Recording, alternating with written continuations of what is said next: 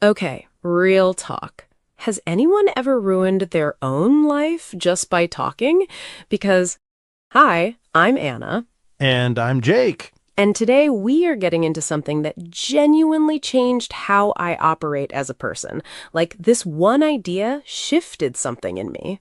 And before anyone thinks this is going to be some dark, mysterious, become a secretive weirdo episode, It's not, we promise. It's actually, weirdly, a very freeing concept. so stick around. Things are going to get a little philosophical, a little personal, and I may or may not roast Anna for something she did 2 years ago. Oh, we're doing that? Okay, fine. But I also have a story about Jake that Let's get into the episode. Let's just episode now. Hey, English learners! Welcome back to the English Leap podcast, your cozy little place to learn easy English through real, everyday conversations. I'm Anna. And I'm Jake, and today's episode is a little different. This is a B2 to C1 English listening challenge. That means the conversation will feel natural, a little fast in places, and full of real expressions, strong opinions, stories, and advanced words. Your challenge is simple. Try to follow the whole conversation first without stopping. Don't worry if you miss a few words, that's normal. Listen for the main idea, the emotion, the stories, and the words that keep coming back. Later, in Word Tour, we'll slow down the most important words from today's conversation and explain them clearly. And before we continue, we just want to say thank you. Truly, we're so thankful for the wonderful response you've shown to English Leap Answer Builder. It makes us really happy to know that it's helping you build longer, warmer, and more natural answers in English. And to anyone who is new to our channel, English Leap Answer Builder is a practical PDF handbook that helps you turn those short answers into fuller, more confident answers step by step. It helps you add a little more feeling, reason, and detail so your English sounds more like real conversation. And we wanted to make it easy to access. If you're already an English Leap Club member, it's included in your membership. And if you only want the Answer Builder, you can get it separately too. The link is below in the description. And now let's come back to today's challenge. First, just listen. Challenge yourself. At the end, give yourself a score. Did you understand 50%, 70%, 90%, or almost everything? Ready? Let's begin. All right. So the topic today is something I keep seeing come up everywhere, in psychology, in ancient philosophy, in stoicism even, and business strategy. And it's this idea: never share your plans before you execute them. Which on the surface sounds almost antisocial, right? Like keep everything to yourself, don't trust anyone. That's what I thought at first, but the more I sat with it, the more I realized, oh, this isn't about secrecy. It's about protecting the energy of your own goals. So let's start with why we even tell people our plans, because we all do it. We absolutely do. Someone gets a new idea, a business, a fitness goal, a creative project, and the first thing they want to do is tell someone. Why is that? I think it's because we are wired for connection. We want people to be excited with us. We want to share the moment of possibility. Right. The dream is at its most beautiful right when it's born. It's untouched. It's perfect. That's poetic, Jake. I have my moments. But here's the thing, and this is where it gets interesting. There's a psychological phenomenon called substitution. And what it basically says is when you tell someone your plan and they respond positively, when they say, "Oh my God, that's amazing, you should totally do that," your brain registers that social reward, and it can actually reduce the motivation to follow through. Say that again, because that's wild. Your brain gets a taste of the win through the telling, and it partially satisfies the goal. You've already gotten a reward without doing the work. So we're literally talking ourselves out of our own dreams. By announcing them. Yes. That's insane. It is very insane. And there's research around this idea too, that when people publicly share intentions, the social reward can sometimes weaken the follow-through. So the announcement becomes the achievement. In our heads? Sometimes, yeah. Okay, I need to tell a story. Please. So, and I'm not proud of this, in 2021, I decided I was going to write a book. Oh no. I told everyone, my family, my friends. I made an Instagram story about it. I had a whole aesthetic mood board. The mood board. I spent more time on the mood board than on the actual book. And I think I wrote like 3 paragraphs. 3 paragraphs in what, 6 months? 4 months. Oh, Jake! But I'm telling you, in my head, I felt like a writer. I had told people I was writing a book. People were asking me about it. I was living in the identity without doing the work.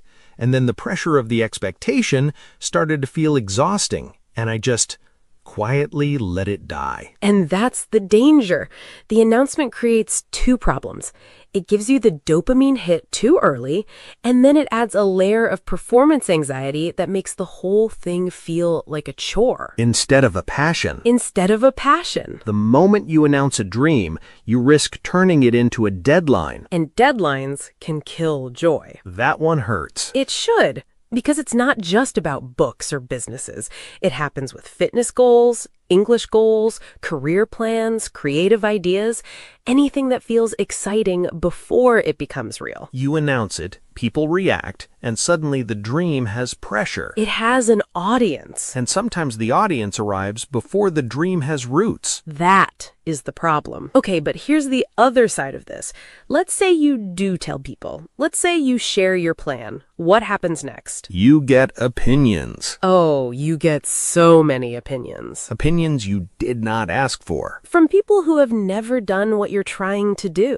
So basically, unsolicited opinions. Exactly. Unsolicited means nobody asked for them, but somehow they still arrive. Your uncle at dinner who has never left his hometown is suddenly an expert on your career pivot. Have you thought about the risks, though?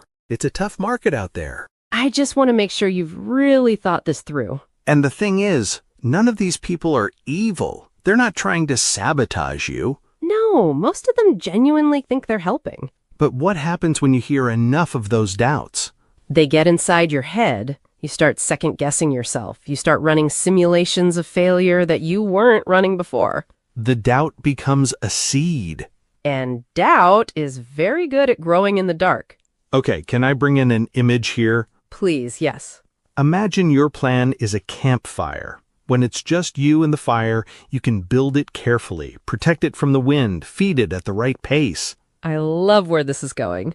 But the moment you tell everyone about the fire, a bunch of people show up with their own opinions. Some of them mean well, but they're throwing wet logs on it.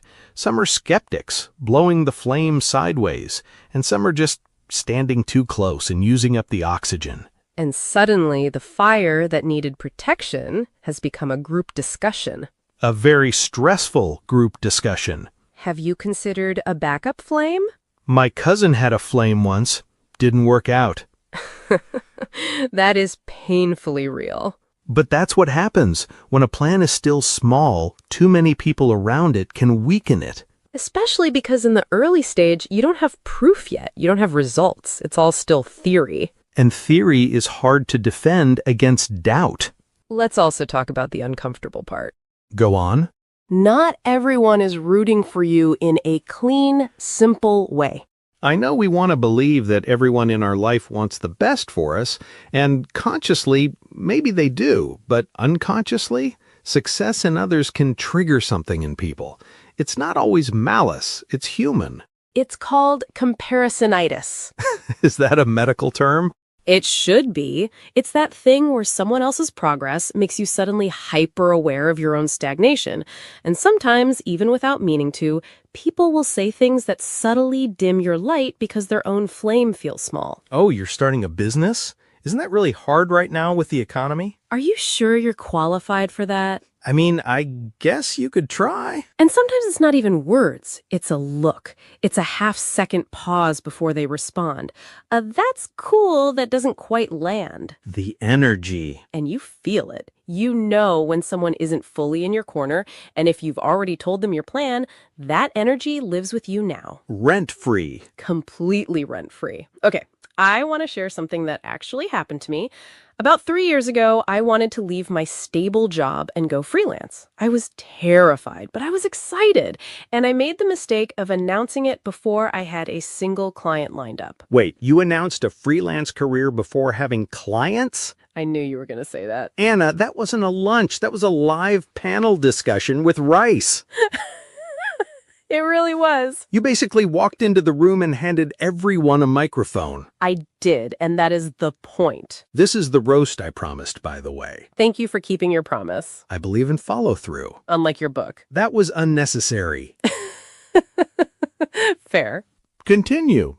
I told my family over a Sunday lunch, and within 10 minutes, I had heard every possible version of, but what about your benefits? What will you do for health insurance? The freelance market is so unstable. And my personal favorite, What? you know most freelancers go back to regular jobs within a year. Ouch. Ouch! And these were people who loved me. But I left that Sunday lunch feeling like I had made the worst decision of my life. I almost didn't do it. But you did. I did, and it worked out. But I spent months fighting those voices in my head, voices that I invited in by talking too soon. And if you'd waited, if you'd gotten your first 2 clients, built a small portfolio, and then announced it? The whole conversation would have been different. I would have had proof, and more importantly, I would have had momentum that no one could shake. Because you wouldn't have been asking people to believe in a plan. I would have been showing them something already moving. That's a very different conversation. The plan may have been right, but the timing was wrong.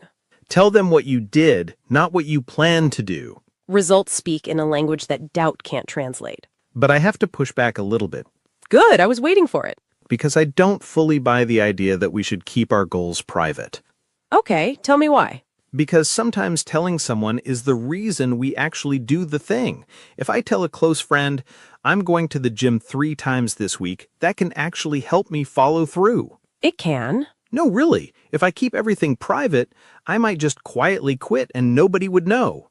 That is fair. So when people say, never share your plans, I worry it can become an excuse, like, I'm protecting my energy, but actually I'm avoiding responsibility. That is a good challenge. Because not all silence is discipline. Sometimes silence is hiding. Yes, and I think that is where we need to be careful. This episode is not saying never let anyone support you. That would be unhealthy. Good. The real question is not simply, should I share or stay silent? The better question is, who am I sharing with and what do I want from them? That is more honest. Because sharing with one trusted person who will help you follow through can be useful. That is accountability. But posting day 1 of my fitness journey to everyone online is different. Very different. Because most people who like the post are not going to check on day 12. They may not even remember day 1. So the post gives you validation, not accountability. Yes, and validation is not the same thing. Because the followers who like it have no stake in whether you actually do it. None. Zero. They'll double tap and forget. But your brain got its hit. But if you tell your one friend who's also a runner who's going to text you on Tuesday and say, "Did you go?" That's different. That's a support structure, not a performance. So it's not about secrecy, it's about selectivity. Yes, and I think that's the reframe that makes this whole idea feel less isolating. You're not keeping secrets from the world because you don't trust anyone. You're protecting your energy and choosing your circle carefully. But how do you know the difference? Between what? Between protecting your dream and just hiding because you're afraid. That is the question. Because I can imagine someone saying, "I'm not sharing this because I'm being strategic," but really, they are afraid of being seen trying. Yes, and I think the difference is action. Say more. If you are quiet and still taking small steps, that is protection. And if you are quiet and doing nothing? That may be hiding. Oof. I know. But it's useful. Silence should not become a comfortable room where the dream slowly disappears. So the test is my silence protecting action or replacing action? That's it. If you are working quietly, learning quietly, building quietly. Silence is serving the dream. But if you are using silence to avoid risk forever, then silence has become fear with better branding. Fear with better branding is painfully accurate. And we all do it sometimes. So maybe the healthy version is keep the plan quiet, but keep the work visible to yourself. Yes. Keep evidence. Track your progress. Tell one trusted person if you need accountability. Don't disappear from the work. That closes the loop for me. Good. So the message is not never share anything with anyone. It's more like don't give your early plans to the wrong crowd too soon. Share with the right people, at the right time, for the right reason. And most importantly, keep taking action. Because you don't owe anyone a preview of the person you're becoming. Some parts of your growth are allowed to be private. You can build quietly. And when the work is ready, it will speak for itself. All right, that was the challenge part. Before we explain the words, give yourself a quick score. Did you understand 50%, 70%, 90%, or almost everything? Now let's slow down the strongest words from today's conversation. This is Word Tour. Yes, this is where we slow down useful words from today's conversation and learn how to use them naturally. Today's words are C1 level words, but we'll keep them clear, practical, and easy to use. Our first word is unsolicited. Unsolicited. Unsolicited. Unsolicited means not asked for or not invited. In today's episode, we talked about unsolicited opinions. That means opinions people give you even when you didn't ask for them. You could say, I shared my plan too early and received a lot of unsolicited advice. Or, unsolicited criticism can make a new plan feel heavier than it needs to be. Our next word is validation. Validation. Validation. Validation means approval or confirmation from other people. It is that feeling of, someone thinks my idea is good, so I feel better about it. In today's episode, we talked about sharing plans because we want validation. You could say, sometimes I post my goals online because I'm looking for validation. Or, I need to stop depending on validation before I take action. Our next word is accountability. Accountability. Accountability. Accountability means having someone or something that helps you stay responsible and follow through. It is not just praise, it is support that keeps you honest. You could say, I told one trusted friend because I needed accountability. Or, accountability helps me stay consistent when motivation fades. Our next word is selectivity. Selectivity.